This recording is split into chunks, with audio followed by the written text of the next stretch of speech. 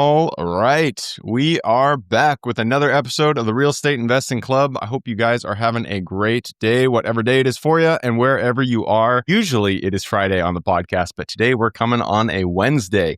Just felt to open up another time slot because, Wednesdays in the morning, it's fun to have a conversation and talk about real estate. So new day for you guys. And with that, I'm going to introduce our guest, Sam Wegert, here on the podcast. He is all about co-living. So if you guys are interested in that strategy, this is the episode to listen to. He's from Scale Co-Living, and he's got a lot to talk about on the subject. So Sam, thanks for hopping on the show. Dude, I'm so excited. Yeah, thanks for having me on a Wednesday, no less. Let's go. Middle of the week. Nothing like getting over hump day with some real estate talk. Let's go. That's right. I told you before we got on here, we always like to start with stories. We like to hear how people got to where they are. So why don't you take us to the beginning of your story in real estate and tell us how you got here? Yeah, man, I'll give the highlight because I know that, we don't have a ton of time to dive into this, but I think the highlights of my story that are interesting are, like a lot of people, right? Like raised in a small town, hardworking family, maybe not like a lot of people in this aspect, but big family, came from 8 kids. And so just didn't have a lot of money growing up. And so what didn't get into real estate because I was wealthy. I think there's a common misperception out there is if you get into real estate, if you're wealthy, I talk to beginners, it's, everybody has the opportunity to invest in real estate in today's day and age, which I think is so cool. And it's why podcasts like this are so great, and people should be learning how to get started with that. So my mom put me in martial arts when I was really young, and I was just this kid who was out to prove to the world that I could be somebody, and business kind of just came to me. And I ended up buying the martial arts school that I was in with a little bit of a loan from my parents because my instructor, he wanted to go off and like fish professionally, bass fish full time, oddly enough. So I ended up just my first gig was I built this chain of martial arts schools. And again, I'm skipping large portions of the story here, but I joined a group. I joined a mastermind. It's the first really mastermind I'd ever joined. And these guys that were the elders of the group, so to speak, kind of came to me and said, Sam, you're doing well in business, aren't you? And I was like, yeah, my martial arts company is growing. I'm opening up new locations. I'm going from Virginia to South Carolina, and then I'm going to open up some in North Carolina. And they were like, that's great, Sam. But you know something about business? And I would say this to somebody who has a W-2 job or is a gig worker. Like, you know something about business and W-2 jobs and gig work? Sometimes it doesn't always go well. Like it doesn't always go well. And so they told me that you get kicked in the face, you lose your job, your business goes through a COVID, right? A martial arts business. Like imagine that and the craziness that ensued. And so they said, skim some money off the top and build a second engine. And so at the time I was renting out rooms and, I was cash flowing, double, triple, quadruple what I could if I were renting out these homes just to a single family. And I liked the community I was building in these homes. And I didn't even know the term co-living at the time. I just called them room rentals. I had housemates, but I kind of was doing this every year. I'd buy a new house and save up money. So I did what they said, man. I just skimmed money off the top. And I would buy this house one every 3 years initially, then one every year, then 2 every year, then 3 every year. Then it just kind of snowballed as I was getting into this. That's a little bit of my journey into real estate. And the biggest thing I hope people take away from just that very brief version of my story is that no matter what you're doing, it's so smart to be building a second engine because life hits you. And even if I thought I was going to be in martial arts forever and I was going to have 100 schools, and it just didn't happen that way. And I'm so grateful that I had real estate kind of pumping there slow and steady in the background. I was talking with one of my good friends, actually my cousin, this last weekend. He makes $500,000 a year in a W-2 job. Wow. He was like, yeah, so he's doing really good, right? But he was like, Sam, I don't know, man. Like, why would I go buy a house that makes, even if it's a couple $1,000s a month, which in co-living, you can get a couple $1,000s a month from a home. He's like, it's just too slow. Like, I'd rather just go close another deal because he's a recruiter. So he recruits people. That's why he makes his money. And I was like, I wish more people didn't have that mindset. Even if your second engine is slow, you still need a second engine, even if it's pumping off slowly. So build it. Well, it is slow, but it builds over time. It's like a snowball. When you're doing transactional work, even in real estate, when you're closing deals, it's just you might get a large lump sum, but then it's done, and you got to keep going. You got to keep get the next deal, What I love about co-living or any type of long-term hold is that it's slow, it's small, but they build. And so you buy one, you add, $1,000 here a month, $3,000 there a month. And then over time, you're hitting the $50,000 a month. And eventually, people get to the 100,000 plus a month but you got to build it. It's not something that just one hit wonder kind of thing and it's over. So I love So that about true. your story, though. I mean, you're really focusing in on the fact that it doesn't have to be your primary goal, your primary job. A lot of people that come on the show, we are active investors. That is our primary income. It's our primary way of engaging, with work. But that doesn't have to be you. You can start with the W-2. You can start building, like you said, that engine on the side and let it build over time. And eventually it'll be something that will provide that security for you. If you want to keep working, that's fine. There's no shade to Yeah. W-2. There's a lot of fun jobs out there, but you don't, Yeah. if you lose it, it's not going to hurt you financially. Dude, so well said. That's perfect. Yeah. It's exactly what I'm trying to communicate to people. So with that, your specific strategy, you're building that engine on the side, you're starting to buy them. What you like to do is co-living. Let's first define that for people. What is co-living and what is that strategy within real estate? Co-living is taking a single family home or some other duplex, triplex, quadplex and renting it by the room. And so what you're doing by doing this strategy is you're giving people more affordable rent. Now, granted, they have to share the common space and share the kitchen. They get more affordable rent and you get to double, triple, or quadruple what you would normally make on that home. So it's a win-win. It is helping solve affordable housing in America. And at the same time, you as the investor are making more money because you're not renting it to a single person. You're renting it to multiple people. That's in essence what co-living is. Makes sense. I love it. Yeah. So, I mean, it's a great strategy, but I'm sure there are specific requirements that you need to be looking for in your home. So let's talk about what you're looking for when you're actually buying these houses, because like you said, it could be just a standard, single family house. It could be a duplex, a triplex, something that would generally be rented out to a single family or a single person. But you're changing that structure and you're renting them out room by room. So what are you looking for when you're actually looking for these co-living houses? Yeah, I would say I just actually taught a seminar on this yesterday. There's probably 50 boxes you should check when you're looking for like what we call the perfect co-living house method. But I'll give you the top 4 because these are the non-negotiable, big, absolutely things you should look for. So first, you want to look for size. Size is important because ultimately you're going to be looking for a home that can fit a lot of bedrooms, and you're looking for a home that has extra space that you can convert to bedrooms. Right? And nice bedrooms. You don't want this to be, a lot of people, when I explain the strategy, think rooming house or boarding house. Right, but when you think rooming house or boarding house, college bedroom, it was like 200 square feet. Yeah, this is not that. When you walk into one of our co-living homes, you're walking into what feels like an Airbnb that was staged and designed, and it's nice. Now, we don't stage or furnish the bedrooms because that's people's home. That's what they're going to move into, but that's really important. So one is you're going to look for size. The bigger, the better, right? The bigger means more rooms, and that's really key. The second thing you're going to look for is less regulations. So no HOAs. You want to be in a city that's kind of somewhat friendly to this, and that's always changing and constantly changing. But ultimately, there's a lot of cities and states who are very, very friendly to co-living in the model that we do. So you've got, so no HOAs, right? And regulation friendly. The third thing would be making sure that it's a good neighborhood fit and making sure that you have parking. So neighborhood fit means, you're not in a neighborhood where everybody's got the white picket fence with the grass that's perfectly manicured. Like, no, you're driving into this neighborhood, and before you put a co-living home, you want to make sure that maybe someone's got a work truck in their front yard and everybody's okay with that. Someone's grass is a little bit longer than normal. Like a working class, maybe in real estate terms, call it a B plus or B minus neighborhood is probably more accurate to what we look for. And then the final thing I mentioned would be parking, right? You need to make sure that, okay, if I'm going to have 8 people share a home, 9 people share a home, I need to make sure I have at least 2/3 that number of parking spots available. Now, that could be street parking. That could be me adding a pad to the right of the left driveway, to the left of the driveway, adding a little concrete, a little gravel. But as long as I can park that many people and nobody's going to be super pissed, that's kind of the thing that I would look for. So if you look for those 4 things, so we've got regulatory things, we've got making sure the size is important. We talk about no HOA, parking, and does it fit the neighborhood? Those are your big key things. Yeah, that makes a lot of sense. I feel like dive just one more layer deep in the size category that you're talking about, because you could be looking at a 3-bed 1-bath, or you could be looking at a 6-bed 5-bath. I don't know. That's a lot of bathrooms, but right. Specifically bed bath combo, and then size of rooms. Your ratio of beds to baths. What are you trying to get at there?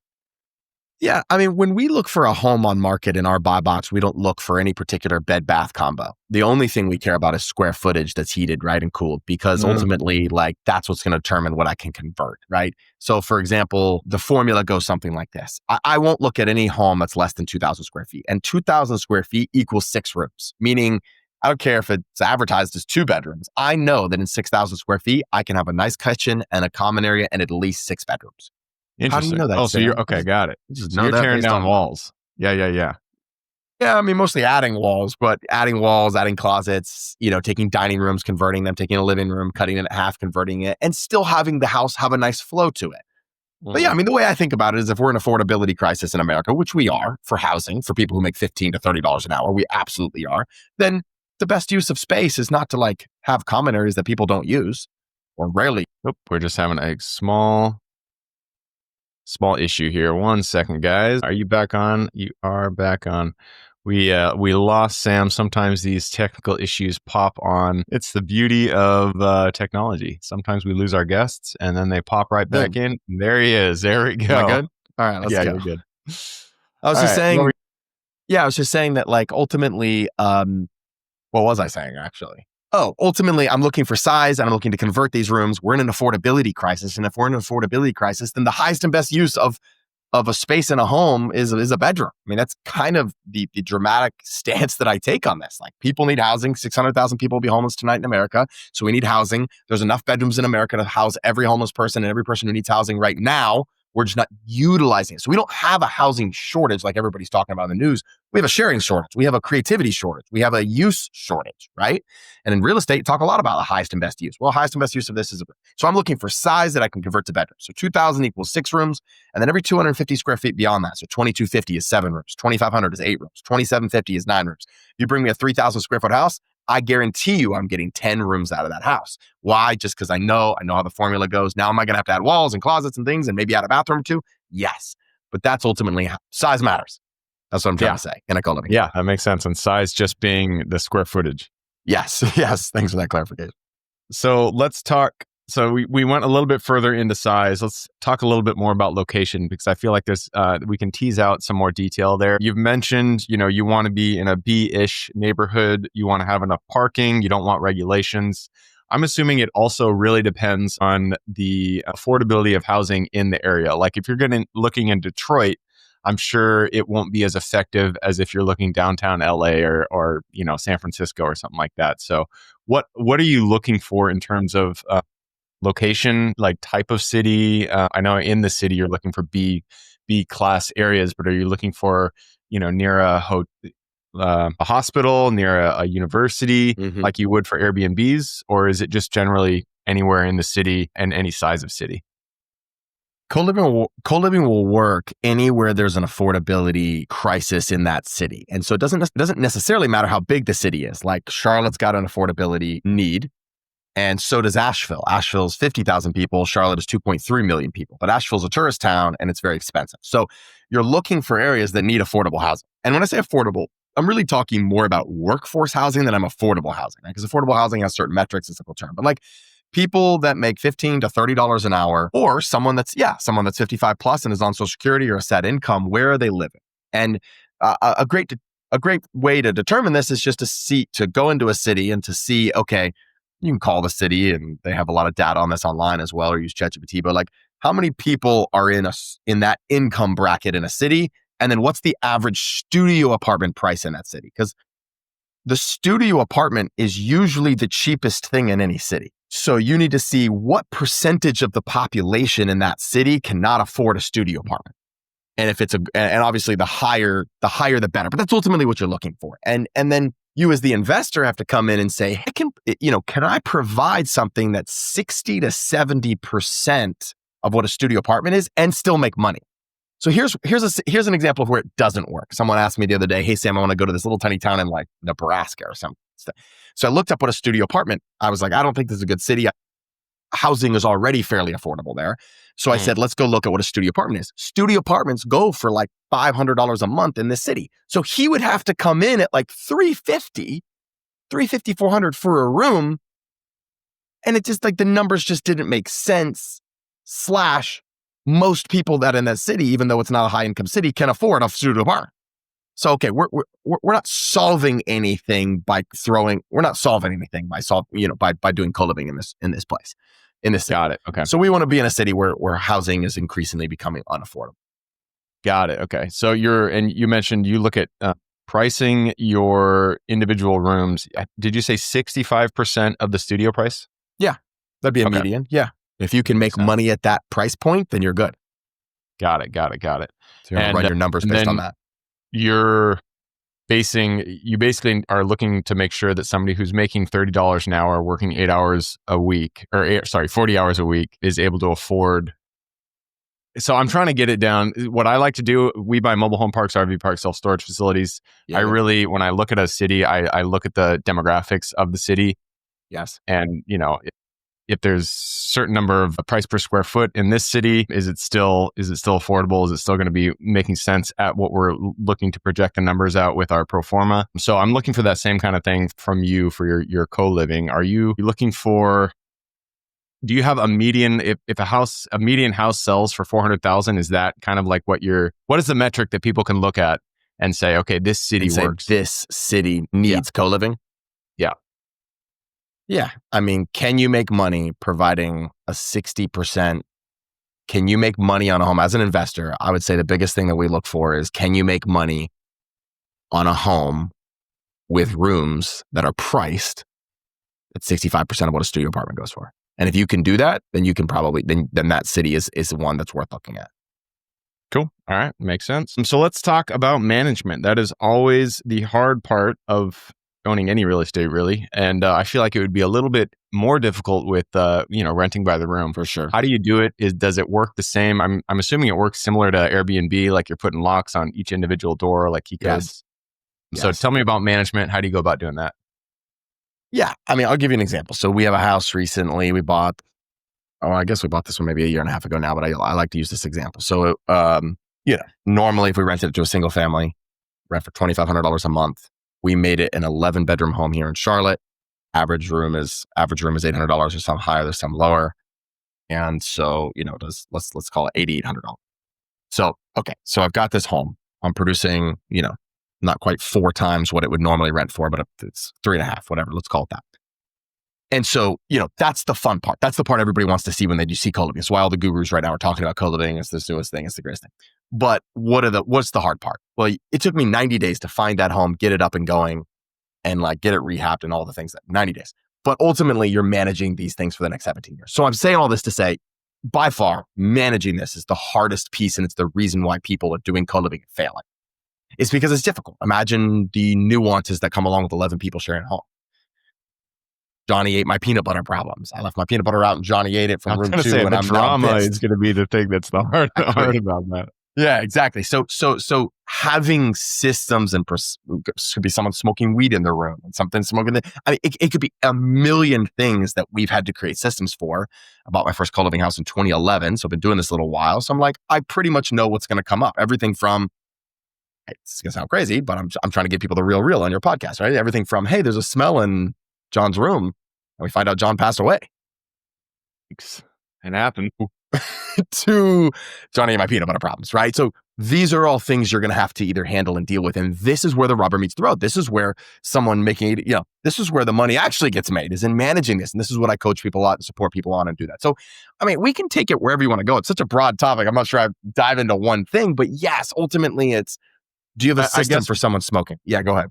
Yeah, I guess what I was looking for is, so specifically, do you hire third-party property management companies to do this? And I'm assuming like a standard multifamily, like when we went out to find somebody to manage our mobile home parks, we first started by calling property managers who manage your standard multifamily complex. None of them wanted to do it. It just it didn't make sense for them. They didn't like the asset.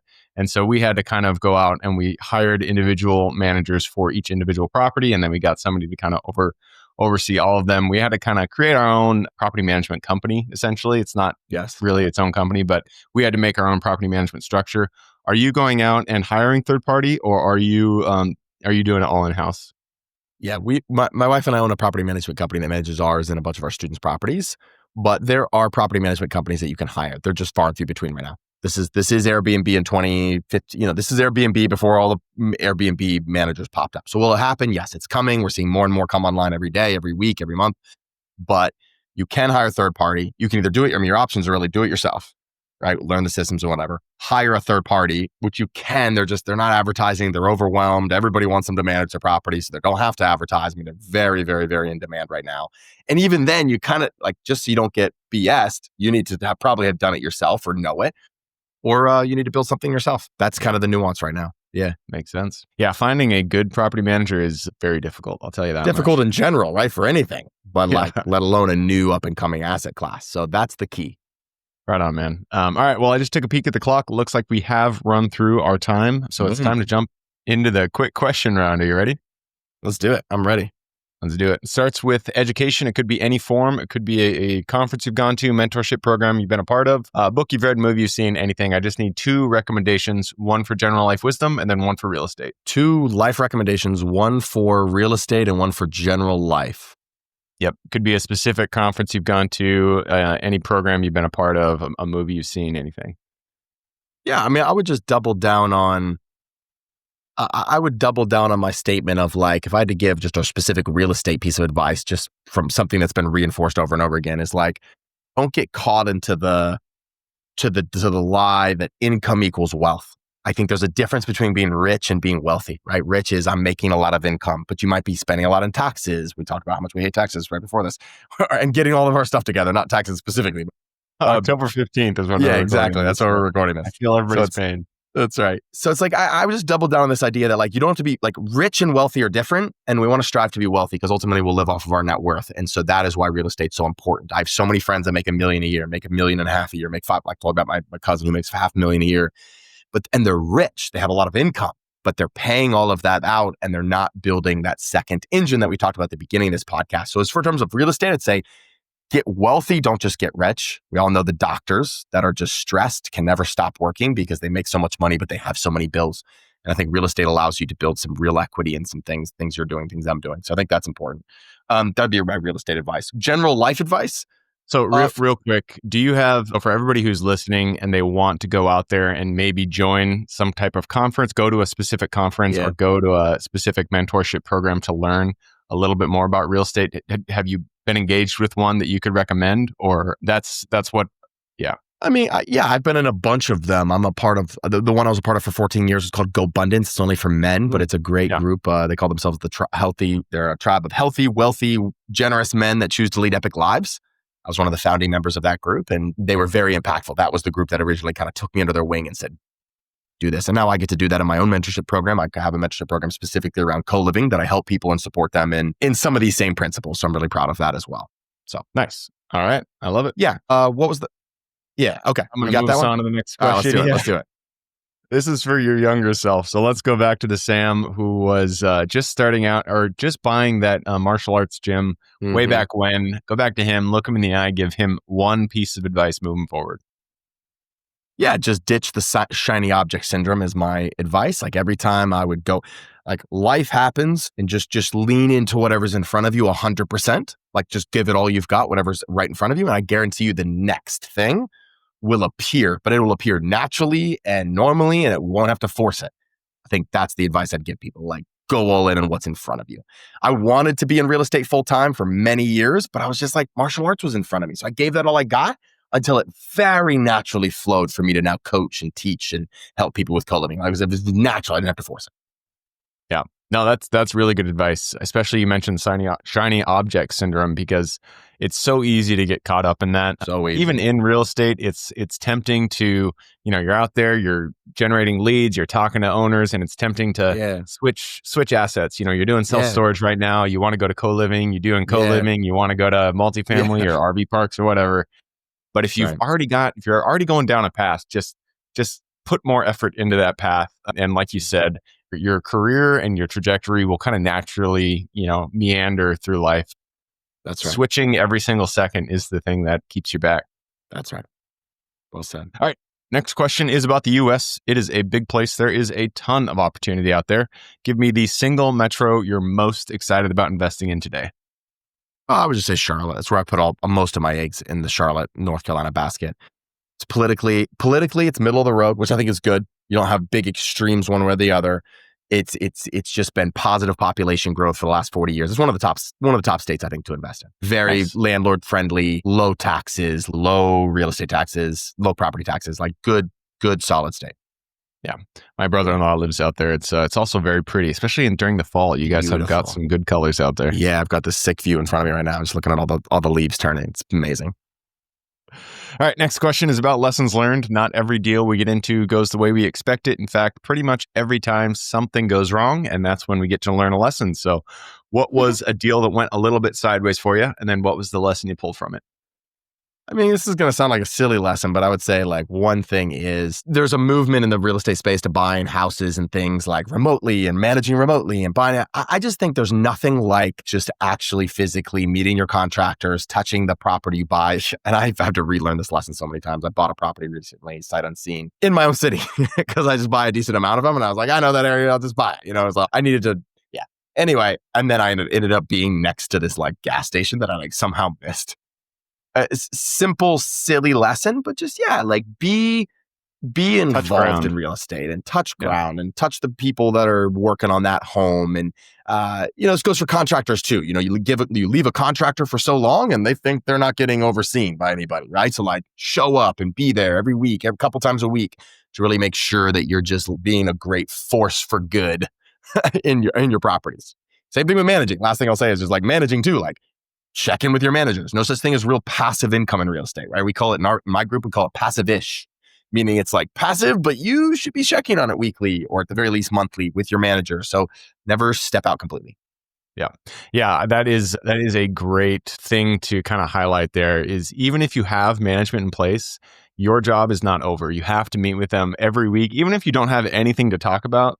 The point is that your manager knows you're involved. The manager knows you care. And so they will treat your property with a little bit more care yourself. It's just human nature. It's just how it works. So you have to be involved with your properties, even if you have property management in place. All right. With that, I'm going to move us to the next one. This is, we talked about lessons learned, and there are also deals that just kind of work out. They are our highlight reels. Those are the deals that everything just seemed to kind of fit in place, and they sit in our mind as the deals that we absolutely loved. So take us to that deal for you and tell us how it went. Yeah, I mean, thankfully I've got a bunch of highlight reels. I think if you're talking about just cash flow deal, the one I shared earlier is probably the one I would just pick out. Is when we bought for $400,000. And, normally it's like, oh, we could rent this for $2,500 a month and we'd break even, right? Or we'd make, or we'd lose a couple $100. But I mean, you implementing the method that we kind of have been talking about here, Gabe, is just allowed us to take that property and make closer to $9,000 a month. So obviously the cash flows thousands of dollars a month and it's one single family home and it's a great home and it stays full and it's in a great area. So I think those types of deals are obviously what we shoot for in every deal. Does it happen every deal? No. But that's what we'd love, right? Because the average person, it just doesn't take a lot it takes a few of those homes, 2, 3, for someone to say, okay, I've covered a lot of my basic bills. Now, is there some management aspect? Yes. But I mean, that's really what I'm passionate about helping people with, is getting to a level where they feel some freedom, not like private jet level freedom, but some freedom at 2 or 3 or 4 homes. And that's attainable. That's within reach. They don't have to have thousands of units. You can have a few homes. Nice, man. All right. That leads us to the very last question. This is for the listeners. You've given us a lot to think about. I'm sure people want to reach out, get in contact with you. This is a 2-parter. What does your company offer and how can listeners get in contact with you? Yeah, I just say Instagram at Sam, Wegert, at Sam Wegert. Wegert is my last name. It is a great way to just put a lot of content about, well, my personal life, but also just life and also co-living real estate, obviously. And if someone's interested, once a month, I do a free training. It's literally completely free. It is an hour a day for 5 days. We call it our 5-day challenge because it's a challenge. We're throwing you in here and you're kind of learning everything there is to know from A to Z about co-living. And we have an offer on that program, but it's not a pushy, salesy offer. It's really a way for you guys to get more connected with us if you want. But we've had thousands of people go through that 5-day challenge, literally thousands. And people rave about it. It's a great way to kind of enter the co-living space if you're interested. Sweet. They can go to www.scaleyourrealestate.com to register, to get on the waiting list for the next one. All right. And I will put that link in the show notes. So if you guys want to get involved there, all you got to do is click the little more in the description. It's going to pull down that full description. And in there, you can find Sam's link. Thank you, brother. All right, man. That wraps it up. Thank you very much for hopping on the show. Thanks, Gabe. And for everybody who's with us here today, thank you guys for showing up. You are the reason we do this. So if you guys have any questions, reach out to me, Gabe at therealestateinvestingclub.com. If you guys want to support the show, just leave us a review. Other than that, I hope you guys have a great week. Keep rocking real estate, and I look forward to seeing you on the next episode.